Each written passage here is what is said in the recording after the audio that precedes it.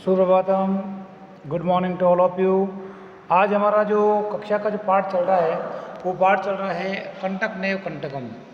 ठीक है, और यह रुचिरा भाग 3 का कक्षा 8 का हमारा ये पाठ नंबर 5 है, कंटक नेव कंटकम। देखिए, दो चीज़ें दे रखी है यहाँ पर हमारे पास। ठीक है ना, क्या दे रखी है? समझने की बात समझना। कंटक नेव कंटकम, कंटक नेव कंटकम।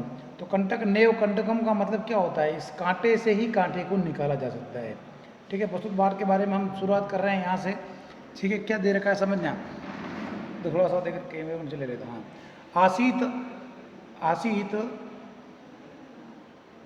आसीत कश्चित चंचलो नाम व्याध पक्षी मृग आदि नाम ग्रहणेन स स्वकीयाम जीविकाम निवारती।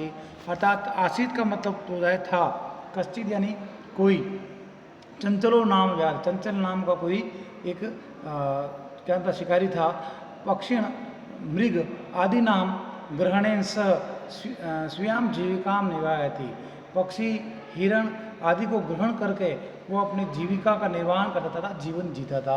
अपने जीवन को किस प्रकार से निर्वाह करना है तो वह शिकार करके अपने जीवन को चलाता था, अपना परिवार पोषण करता था। एकदा स वने जालम विस्तीर्य गृहम आगतवान। एक बार वह घर में जो जो वन में है ना, वन में क्या किया उसने, जाल को बिछा करके वो घर को आ गया। एक दिन वो जंगल में गया, वो जंगल में जा करके जो उसके पास जाल होता है ना, उस जाल को वहाँ बिछा दिया, वो घर आ गया। ठीक है ना।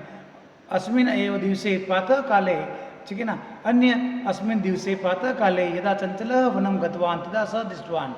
जब अन्य दूसरे दिन सुबह उठ करके वह प्रातः काल में जब है ना चंचल वन में गया, तदा स दृष्टवान, तब उसने क्या देखा? तेन विस्तारेण जाले, उसके द्वारा जो जाल बिछाया गया था, जाले दुर्भाग्याद एक व्याध बद्ध आसित, दुर्भाग्य से एक जो बाघ, एक शेर उसके अंदर फंस गया। सो अजित, उसने सोचा, माँ व्याघ्र माम खादिशति, यह जो शेर है, यह जो बाघ है, ये मुझे खा जाएगा। अतः ये पलायनम करने, इसलिए मैं यहाँ से चला जाता हूँ। व्याध निवेदित या निवेदित, निधन विदित, यहाँ यण संधि है ना। तो उस शेर ने उसे निवेदन किया, भो मानव, अरे मानव, कल्याणम भवतु, तुम्हारा कल्याण हो।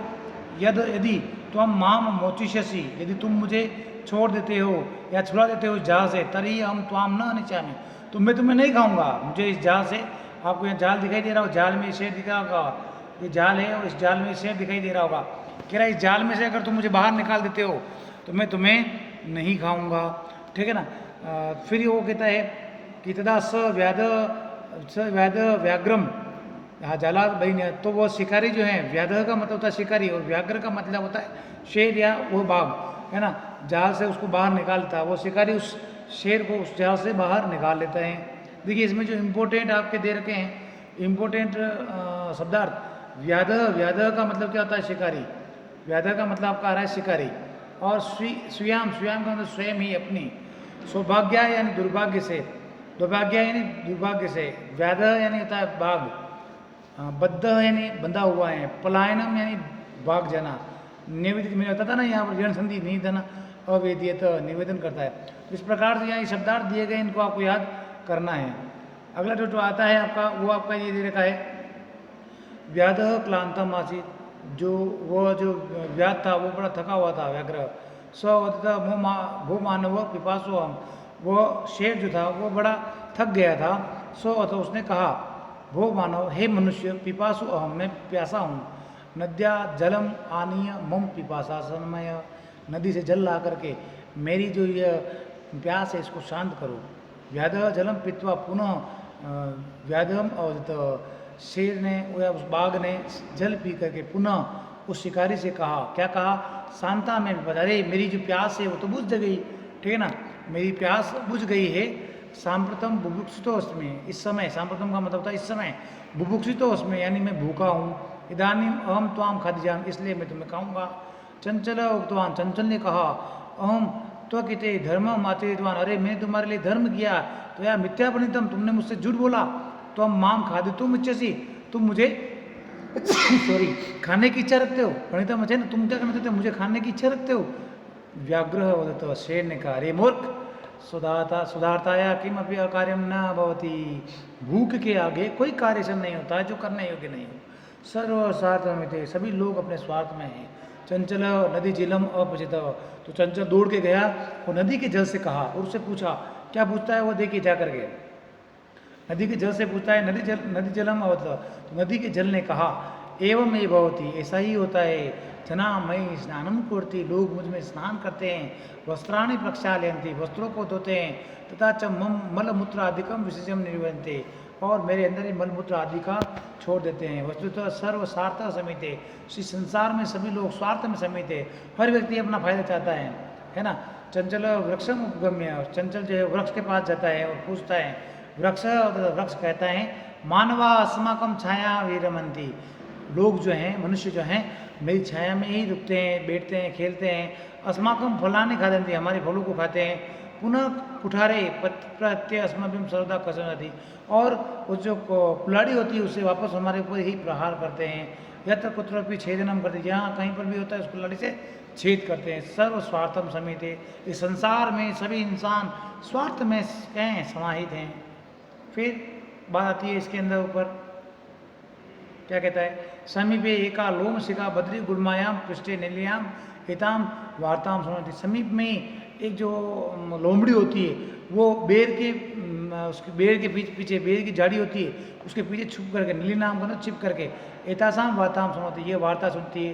सा सहसा चंचलम उपृष्य कहती थी, वह अचानक चंचल के पास आकर के कहती है, का वार्ता, क्या बात है। माम अपनी विज्ञापया, मुझे भी बताओ।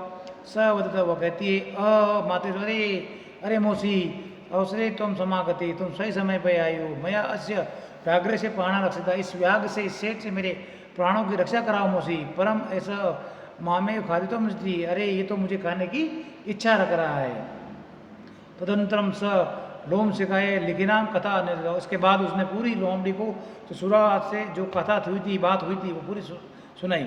लोम सीखा चंचलम कहते थे, लोम सिखा ने चंचल से कहा, बाड़म ठीक है, तुम जालम प्रसाद, तुम वापस एक बार जाल को फैलाओ।